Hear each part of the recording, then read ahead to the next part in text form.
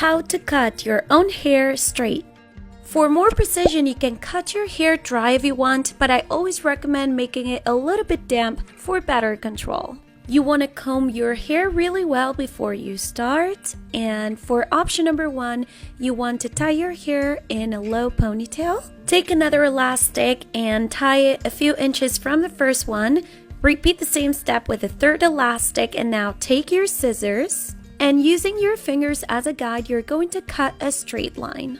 Release your hair, and as you can see, this haircut looks a little rounder from the back, but if you bring your hair to the front, it looks straight. Now let's move on to the second option. You want to part your hair down the middle and bring the two sections together at the front. Tie them with a small elastic, and using your fingers as a guide, you want to cut a straight line.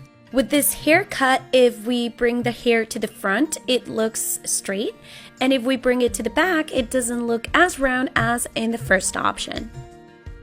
If you want your hair to look completely straight when you bring it to the back, you need to take into account that the sections which are further away from your face need to be shorter. So you want to take your hair, bring it to one side like so, and cut your hair in a diagonal line instead of a straight line.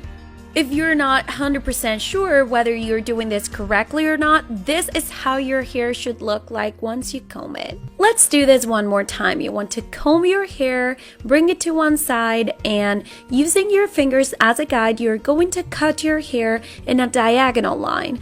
What this cut is going to do is ensure that the sections at the back are a little shorter than the sections at the front. That way, when you bring your hair to the back, both the front and the back sections are going to look the same.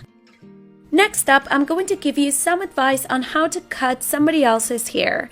First of all, you're going to divide the hair in 3 sections, and you're going to start working at the back layer by layer.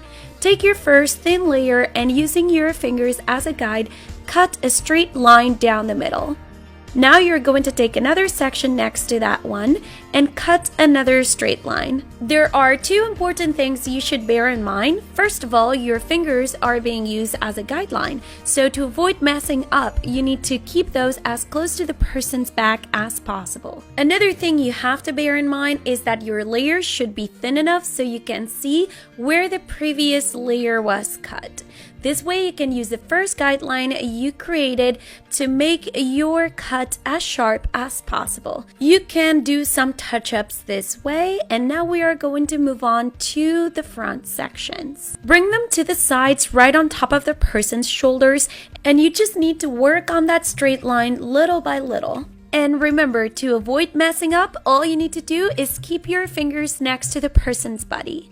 Once your haircut is completed, you want to blow dry your hair and straighten it, and if you see any imperfections, you can touch them up. As you can see, when you bring your hair to the back, it looks straight, and when you bring it to the front, it looks a little bit longer on the front. I really hope you enjoyed this video. If you did, please give it a thumbs up and leave your comments down below. Don't forget to subscribe to my channel and follow me on Facebook, Twitter, Instagram, and on my website www.patrickjordan.com. Share the love with your friends, and see you soon.